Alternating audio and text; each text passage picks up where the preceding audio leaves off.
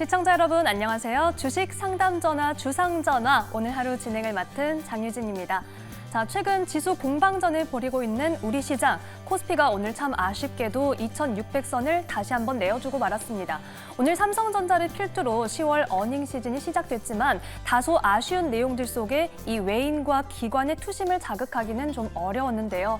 하지만 우리 지난밤 미국 증시 조정의 영향까지 생각해보면 오늘 우리 시장이 조금은 낙폭 방어를 해준 건 아닐까 싶기도 합니다. 자, 오늘 시장 내용도 잘 정리를 해보고 앞으로의 대응 전략 그리고 포트폴리오 점검까지 저희 주상전화와 함께 해보시기 바랍니다. 저희 주상전화는 여러분들의 종목 고민 상담 도와드리고 있습니다. 자, 종목 고민 상담 참여하시는 방법 안내해드릴게요. 오늘 특히 큰 등락을 보인 초전도체 그리고 화장품주 관련해서 보유하고 계신 분들은 상담 보내주시면 저희가 먼저 도와드리도록 하겠습니다. 자, 종목 상담 참여하시는 방법은요. 전화 02-2000-4919번으로 전화 주시면 되고요. 문자로도 참여하실 수가 있습니다. 샵 2034 문자로도 여러분들의 종목 고민 상담 함께 도와드리도록 하겠습니다. 자, 그렇다면 오늘 시장은 어떻게 움직였는지 저희가 세 가지 키워드 그리고 섹터별로 한번 이야기 나눠보도록 하겠습니다. 자, 먼저 실적 발표에 대한 이야기 빼놓을 수가 없죠. 오늘 삼성전자 실적 발표 참 기다리셨던 분들 많이 계셨을 것 같습니다. 하지만 조금은 시장에 아쉬운 내용이 나오면서 삼성전자 오늘 1% 내리면서 거래 마쳤습니다. 다만 그래도 6만 원 선을 지켜냈다는 건 그래도 지금까지 선반영이 되었기 때문은 아닐까 이런 해석들도 나오고 있는데요. 잠시 후에 자세한 이야기 나눠보고요. LG전자가 오늘 낙폭이 더 깊었습니다. 역시 실적에 대한 실망감이 있었던 반면에 LG에너지솔루션은 그래도 실적 방어를 했다는 평가가 나오고 있는데요. 이에 대한 이야기 잠시 후에 좀 더 자세히 나눠보도록 하겠습니다. 자, 오늘 비만 치료제주 다시 한번 들썩였습니다. 이제 10월은 비만 치료제의 달이라고도 할 수 있을 것 같습니다. 15일 위고비가 국내 출시를 앞두고 있어서 정말 일주일 앞으로 다가왔는데요. 여기에 지금 치료제 시장 다시 한번 움직인 가운데 오늘 대화제약은 개별 이슈로도 함께 시장에서 주목받으면서 상한가에 거래 마쳤습니다. 펩트론은 어제 시간 외에서부터 상한가 기록했죠. 여기에 급등세를 유지했고요. 올릭스 역시 20%대 급등 세로 거래 마치면서 오늘 시장 강자의 면모를 보여줬습니다. 자, 이번에는 광고주 보겠습니다. 구글이 AI 검색 기능에 이 광고 테스트를 도입했다는 내용이 전해졌는데요. 여기에 우리 시장에서도 광고주가 함께 조금씩 꿈틀거리는 모습 보여줬습니다. 특히 이 검색 시장, 검색 광고 시장이 600조 규모에 달할 것이라는 평가 속에서 이 프리미엄 파트너로 선정되었다는 소식이 전해진 플레이디가 오늘 18%대 급등세로 거래 마쳤고요. 와이즈버즈 7%대 강세. 하지만 드림인사이트는 오늘 종가는 강보합권에 거래 마쳤는데요. 와이즈버즈와 드림인사이트 모두 장중에는 급등세를 기록했다가 조금 변동성 보였다는 점도 함께 확인을 해보시면 좋을 것 같습니다. 자, 이렇게 오늘 시장에 대해서 살펴봤고요. 이에 대해서 좀 더 자세한 이야기 나눠볼 텐데요. 자, 오늘 이야기 나눌 두 분 소개하도록 하겠습니다. 샌라이브 정재훈 대표 그리고 이지스탁 이지은 대표와 함께하겠습니다. 두 분 안녕하세요. 안녕하세요. 네, 자, 오늘 두 분과 함께 시장에 대한 이야기 나눠보겠습니다. 먼저 잔인한 3분기 삼성과 LG 나란히 어닝 쇼크라는 제목으로 저희가 실적에 대한 이야기 준비를 해봤습니다. 먼저 이 시장은 어느 정도를 기대를 했고 오늘 실제 실적은 어떻게 나왔는지 자세한 내용 함께 살펴보도록 할게요. 자, 먼저 삼성전자입니다. 매출액은 성장했고 영업이익도 역시 274% 넘게 성장을 했는데 이 지난 분기에 비하면은 이 성장세는 조금 약하다. 아무래도 시장에서는 아쉽다라는 평가가 나오고 있습니다. 특히 시장에서는 이 영업이익을 10조 원대로 예상을 했는데 거기에 1조 원대 못 미치는 결국은 시장의 눈높이에 미치지 못하는 영업이익을 발표를 했죠. 여기에 매출액도 조금은 컨센서스를 하회하는 흐름을 보여줬습니다. 여기에 부분별 영업이익 추정치까지 살펴보시면 반도체에서 우선 5조 원대 영업이익을 발표를 했고 이 밖에도 전반적으로 결국은 삼성전자가 이 매출에 더해서 영업이익, 이 실적 수익성을 어떻게 끌어올리느냐에 대해서 시장의 관심이 집중되고 있는 상황입니다. 자, 여기에 LG도 한번 실적 내용 살펴보도록 하겠습니다. 자, LG 에너지 솔루션 내용 살펴보시면요. 전년비에 비해서는 오히려 감소하는 흐름을 보여주었습니다. 하지만 오늘 시장에서는 이 오히려 분기 대비로는 조금 성장을 했다에 주목하고 있기도 하고 오늘 벤츠 관련해서 수주 소식까지 전해지면서 결국 시장에서는 선방했다, 실적에 선방했다라는 평가가 나오고 있는 상황인데요. LG 에너지 솔루션 매출액은 6조 원대를 기록했고 영업이익은 4,483억 원을 기록을 했습니다. 자, 그렇다면 이제 두 분께 시장에 대한 자세한 이야기 여쭤보면서 질문 드려보도록 하겠습니다. 자, 먼저 저희가 결국 살펴본 내용은 삼성전자입니다. 이 삼성전자 어닝 쇼크에 오늘 이례적으로 수뇌부가 사과를 하기까지 이르렀는데요. 자, 앞으로 삼성전자 좀 희망을 가져볼 수 있을지, 특히 앞으로 다가올 4분기는 어떻게 대응을 해야 할지 먼저 정재훈 대표님께 여쭤보겠습니다. 삼성전자 앞으로는 어떻게 보고 계신가요? 예, 삼성전자의 실적 발표가 좀 있었습니다. 예상치를 좀 하회하는 실적이 좀 나왔었죠. 그 전에는 일단 컨센서스가 좀 제법 됐었어요. 그러다 계속 하향 조정이 좀 되면서 10조대까지 떨어지는 그런 모습들을 좀 보였는데 뚜껑을 열어보니까 더 안 좋은 그런 실적이 좀 나왔습니다. 결국은 시장에 있어서 이 반도체에 대한 수요, 이 부분들에 있어서 수익성적인 측면이 좀 가장 큰 원인이 아닌가라고 좀 보여집니다.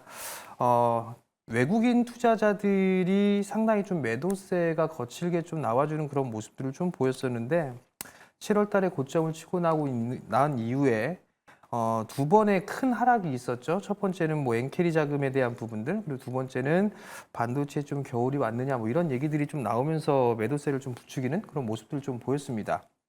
거기에다가 이제 처음 보는 것 같은데요. 사과문까지 좀 나왔습니다. 일단 이 부분들은 시장에 반영이 좀 되었다라고 생각을 하고 있습니다. 주가적인 측면으로 봤을 때는 너무나 좀 많이 빠진 그런 부분들이 있어요.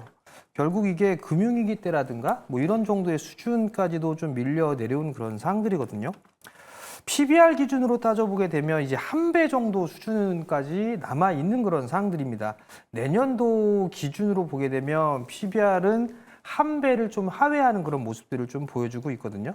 주가가 좀 상승을 해주는 그런 모습들을 보여주게 되려면 성장을 좀 해 나가야 돼요. 삼성전자가 됐든 SK 하이닉스가 됐던 주가가 바닥을 치고 상승으로 전환했던 시기는 2022년도 말에서 2023년도 초였어요. 거기서부터 실적이 돌아서는 그런 모습들보다도 주가가 먼저 좀 반응을 해주는 그런 모습들을 보였었죠. 실적에 대한 추이를 보더라도 23년도에는 실적이 좀 상당히 좋지가 않았어요. 그리고 24년도에는 좋을 것이다라는 전망들이 좀 상당히 많았었고 거기에 따라서 주가는 반영을 해주는 그런 모습들을 좀 보였었는데 결국은 이제 조금 더 매출에 대한 부분들, 성장에 대한 부분들이 조금씩 이제 의심이 들기 시작을 했던 거죠. 거기에다가 주가는 좀 많이 올라가 있던 그런 상황이었어요. 그러다 보니 매도가 매도를 좀 부르는 형국이 아닌가라고 좀 보여지고요. 올해보다는 내년도에 대한 성장을 보게 되면 40% 이상 성장을 할 것으로 좀 전망을 하고 있습니다. 결국은 주가는 너무 많이 빠져 있는 그런 상황이에요. 그런데 실적이나 이런 부분들은 줄어드는 그런 부분들보다도 내년도에도 성장을 이어나갈 가능성이 좀 높습니다. 그렇다는 얘기는 지금 구간에서는 매도를 해야 될 부분들보다도 반등을 좀 기다릴 수 있는 그런 타이밍을 좀 잡아야 되는 게 아닌가라고 좀 생각을 하고 있고요. 월봉 차트를 좀 보시게 되면 쌍봉의 모습들을 좀 보였어요. 쌍봉의 모습들을 좀 보였는데 결국은 요 구간대에 있어서의 박스권에서 좀 진행될 가능성이 좀 높지 않을까라고 좀 생각을 합니다. 그럼 결국은 여기서는 이제 추가적인 하락이 나오는 그런 자리보다는 퍼센테이지보다는 반등이 나올 수 있는 퍼센티지가 더 크다라고 좀 생각을 하고 있어요. 그렇기 때문에 없으신 분들 같은 경우 이제 분할 매수 포인트를 좀 잡아야 되는 그런 부분들이고 보유를 하고 계신 분들이라면 일단은 보유를 해보는 그런 전략이 좀 좋지 않나라고 좀 생각을 하고 있고요. 다만 기술적인 흐름들이 깨져버린 상황이에요. 그렇기 때문에 반등이 한번 나오게 되면 한 번쯤은 정리하고 나서 다시 받는 전략이 좀 필요합니다. 그리고 삼성전자는 SK 하이닉스하고 좀 모양새가 달라요. 그렇기 때문에 시간적인 부분들은 삼성전자가 조금 더 시간이 걸릴 가능성이 좀 높아 보입니다. 그렇기 때문에 여유를 좀 가지고 보시는 전략이 좀 좋다. 그리고 신규로 좀 접근을 한다라면 뭐 여유를 갖고 한다라면 충분히 매수 접근이 좀 가능하다라고 좀 생각을 하고 있고요. 반등이 나오게 되면 일단 7만 원대 초반, 뭐 7만 2천 원에서 7만 5천 원짜리 때까지 반등은 좀 나올 수가 있을 겁니다. 그렇기 때문에 그 부근을 목표가로 좀 잡고 대응을 하는 그런 전략이 좀 좋아 보입니다. 네, 삼성전자 결국은 시간이 조금 필요하다라고 분석을 해주셨습니다. 지금 보유하신 분들도 그리고 신규로 접근하시는 분들도 여유 있게 바라보면서 일단 목표가는 7만 원대 부근으로 말씀을 해주셨으니까요. 이 내용도 참고해 보시기 바랍니다. 자, 앞서 정 대표님 말씀 중에 뭐 반도체 겨울에 대한 이야기도 나왔고요. SK 하이닉스와는 흐름이 조금 다르다라고도 짚어주셨는데 이번에는 이지은 대표님께 여쭤보겠습니다.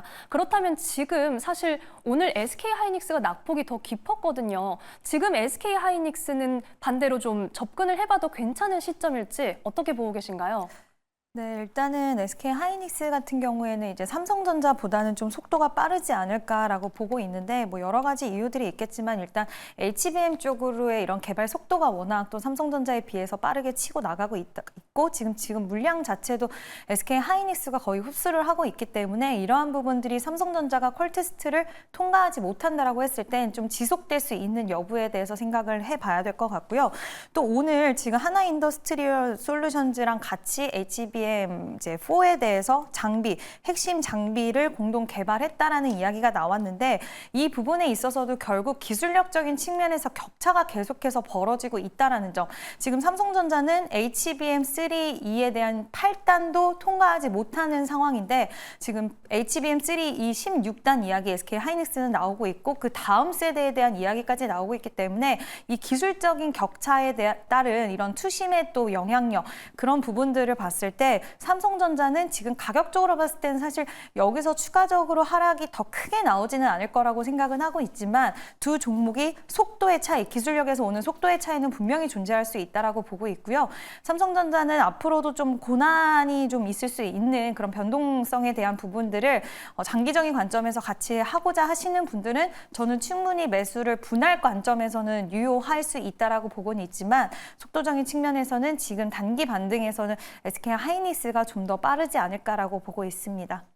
네, 앞으로 짧은 호흡에서는 SK 하이닉스가 더 빠르지 않을까라고 말씀해 주셨습니다. 결국은 이 삼성전자와 SK 하이닉스 두 종목의 희비를 가르는 것이 HBM이 좀 분수령이 되고 있는 상황이니까요. 이 내용도 앞으로 참고해 보시기 바랍니다. 자, 이렇게 반도체주에 대한 이야기를 해봤고요. 앞서 저희가 LG 에너지 솔루션은 조금 실적을 선방했다 이런 내용들을 전해드렸는데 이번에는 이 이야기 자세히 나눠보도록 하겠습니다. 자, LG 에너지 솔루션 어쨌든 전분기보다는 개선된 실적을 냈고 오늘 이 벤츠 수주 소식 역시 상승 모멘텀으로 작용을 했습니다. 하지만 한편으로는 이 2차 전지 관련해서 전기차 시장의 캐즘은 아직까지 발목을 잡고 있는 과제다. 이런 평가들도 나오고 있는데요. 정재훈 대표님께 여쭤볼게요. 앞으로 이 LG 에너지 솔루션 오늘 호재로 주가 상승세가 이어질까요? 아니면 한동안은 숨고르기가 나올 수도 있을까요? 2차 전지는 매수하셔야죠. LG 엔솔이 실적 발표를 좀 했어요. 예상치보다 좀 상회하는 실적이 좀 나왔고 공급 계약도 나왔습니다. 벤츠에 대해서. 보게 되면 50.5기가와트시예요. 그러면 결국은 이게 38년까지니까 28년부터입니다. 시간이 조금 여유가 좀 있는 그런 사항들이죠. 결국 이 규모만 보더라도 대충 30조 원이 좀 넘는 것 같습니다. 그럼 결국은 중국을 선택하지 않고 LG 쪽을 선택했다라는 것 자체는 일단 긍정적으로 좀 봐도 좋은 부분들인 것 같고요. 실적이나 이런 부분들을 보게 되면 이제 분기별로 좀 볼 필요성은 있을 것 같거든요. 좀 화면을 보시게 되면 지금 LG 에너지 솔루션의 주가에 대한 추이나 이런 부분들을 보게 되면 8월 달이 최저점이었어요. 근데 실적이나 이런 부분들을 보게 되면 2분기 실적 발표가 나오고 3분기 들어서면서 주가는 바닥이 나왔어요. 그럼 주가에 대한 측면은 일단 반영이 됐다라고 좀 볼 수가 있을 것 같거든요.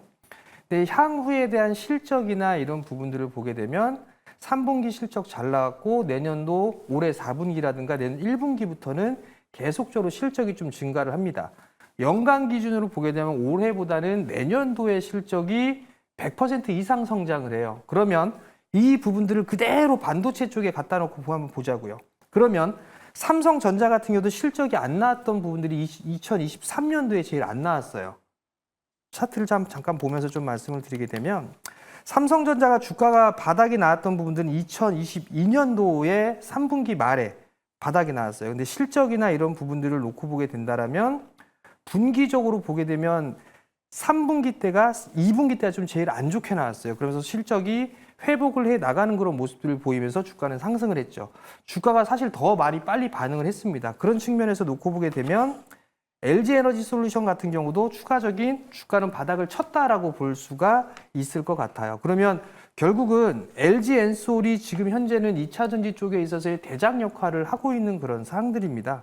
그럼 결국은 길게 보겠는 측면에서는 추가적인 좀 상승이 나올 수가 있겠죠. 다만 월봉 차트에 보게 되면 이 20개월 선이 한 45만 원 정도에 부딪히고 있는 그런 사항들이에요. 그러면 이 부분에서는 매물대가 좀 많이 있는 그런 사항들이기 때문에 여기에서는 조금 숨고르기가 나올 수도 있어요. 즉 조정을 받는다라면 매수 관점으로 봐도 좋다라는 점을 좀 말씀을 드리고 싶고요. 대장주가 살아있는 그런 사항들이기 때문에 작년부터 상당히 좀 오랜 시간 고생을 하셨던 뭐 에코프로 BM이나 포스코 퓨처엠이나 양극재 쪽 섹터들이 있을 거예요. 그들 기업도 아마 실적이 2분기 또는 이번 분기에 바닥을 치고 이제 돌아서기 시작을 할 거거든요. 그럼 주가는 이미 반영을 되기 시작한다는 얘기예요. 그렇기 때문에 2차 전지 쪽 섹터는 투자자분들이랑 무조건 한 종목 이상은 좀 있어야 된다라는 좀 말씀을 드리고 싶고요. 조정이 나온다라면 매수 관점으로 좀 봐도 좋다라는 점을 좀 말씀을 드리도록 하겠습니다. 네, LG에너지솔루션 조정 시 매수 가능하다라고 분석해 주셨습니다. 자, 이렇게 오늘 실적 발표가 나온 기업들에 대해서 살펴봤고요. 이번에는 두 번째 이슈 만나보도록 하겠습니다.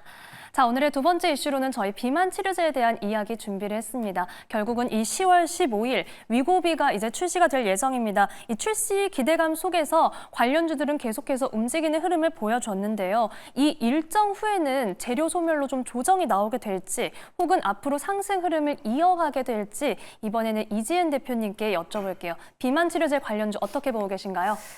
일단 위고비가 출시되고 나서 또 판도가 좀 많이 바뀔 것 같은데 사실 위고비 관련돼서 이제 기대감적인 측면들이 시장에서 비만 치료제 관련주들을 끌어줬지만 이 비만 치료제 시장 자체가 뭐 100조 원이 넘어간다라는 이 전망치가 사라지는 것은 아니거든요. 물론 관련돼서 이제 기대감으로 계속해서 올라왔기 때문에 한동안은 또 차익 실현에 대한 물량이라든지 이런 부분들 좀 나올 수는 있겠지만 이 모멘텀에 대해서는 제약바이오 전반적인 흐름들이 계속 이어간다라고 했을 때는 좀 그 시세에 대해서는 어느 정도 조정 이후에는 다시 한번 좀 올라올 수 있지 않을까라고 보고 있고요. 지금 그동안 삭센다가 시장 점유율을 다 차지를 하고 있는 가운데 지금 위고비가 이제 출시가 되고 또 계속해서 경쟁약들이 출시가 되면 결국에 시장의 파이는 더 커질 수밖에 없는 상황이고 이와 관련돼서 약간은 테마성으로 움직이는 종목들도 사실 지금 시장에는 굉장히 많은데 저는 지금 시기에서는 이제 일부 종목들이 상당히 좀 시세를 많이 이어간 종목들도 있는데 단순 기대감적인 측면으로 가는 종목들보다는 실질적으로 그와 관련된 비만 치료제들을 만들고 있는 회사들을 좀 보시면 어떨까라는 이야기를 드리고 싶고요.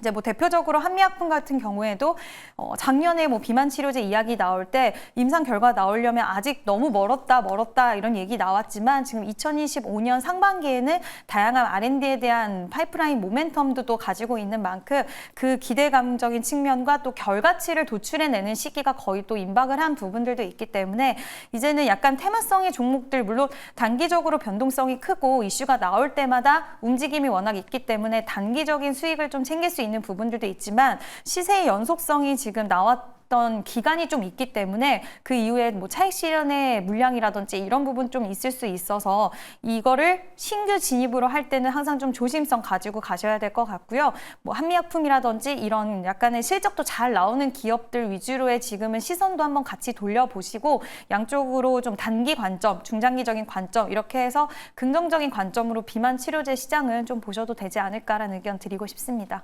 네, 결국은 비만 치료제 관련주 이 테마성 흐름도 있고요. 같은데요. 워낙 이 관련주가 다양하기 때문에 이 안에서 실적 그리고 파이프라인에 대한 부분도 살펴보면서 옥석 가리기가 필요할 것 같습니다.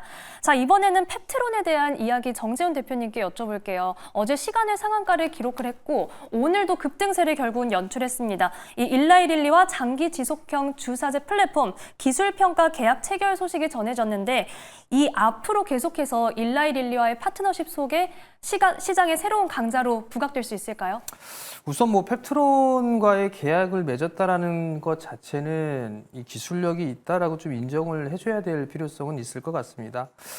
근데 이제 주가에 대한 부분들은 너무 좀 반영이 되어진 상황이 아닌가라고 좀 생각을 하고 있어요. 거기에다가 이제 유상증자도 앞두고 있는 그런 상황들이죠. 오늘 권리락까지 있었었는데 그 공시가 좀 나오면서 급등을 해주는 그런 모습들을 좀 보였습니다. 지금 구간에서 뭐 신규적으로 좀 접근을 하거나 그럴 부분들보다도 보유자의 좀 영역이 아닌가라고 좀 생각이 되거든요. 그리고 만약에 신규로 좀 접근을 해보겠다라고 하신다라면 유상증자 물량이 상장이 되고 난 이후에 좀 보시는 게 어떨까라는 좀 생각이 들고요. 지금은 보유자의 영역이다. 그런 점을 좀 말씀을 드리고 싶고 사실 이 제약바이오를 투자하는 그런 부분들이 저는 제일 어렵습니다. 사실 실적이라든가 이런 부분들이 없고 이 회사에 대해 정말 빠삭하게 알고 있고 어떠한 임상을 하고 있고 어떤 기술이 있고 이런 부분들을 확실하게 좀 알고 있어야 돼요. 그래야지만 이 회사를 믿고 투자를 할 수가 있는 그런 사항들이거든요. 웬만한 제약바이오들 섹터들 같은 경우는 실적이 나오지 않고 기대감만으로 움직여주는 그런 기업들도 상당히 좀 많이 있습니다. 그럴 바에는 차라리 실적이 나오면서 성장을 해 나가고 있고 이러한 기대를 갖고 있는 전통적인 제약주들이 좀 더 안전하지 않을까 싶어요. 즉 일장일단은 있습니다. 뭐 펩트론 같은 경우는 빨리빨리 움직여줄 수 있고 고수익을 낼 수 있는 단기적으로 고수익을 낼 수 있는 그런 부분들이 있지만 전통 제약주들 같은 경우는 안정적인 측면이 있기 때문에 좀 더디게 움직이는 그런 모습들이 좀 나올 수가 있거든요. 그럼 그런 장단점을 좀 구분을 해서 투자를 하시는 게 좀 좋지 않나라고 좀 보여지고 저는 개인적으로 봤을 때 하이리스크 하이리턴 쪽은 펩트론 쪽이 하이리스크 하이리턴 쪽으로 좀 보고 있고요. 그 이외에 좀 안정적이다라고 하게 되면 전통적인 제약주들 있죠. 뭐 SK 바이오팜이라든가 녹십자라든가 이런 기업들이 다시 한번 치고 올라갈 가능성이 좀 높습니다. 그렇기 때문에 그들 기업들 좀 보시면 좋지 않을까 그런 점을 좀 말씀을 드리고 싶고요.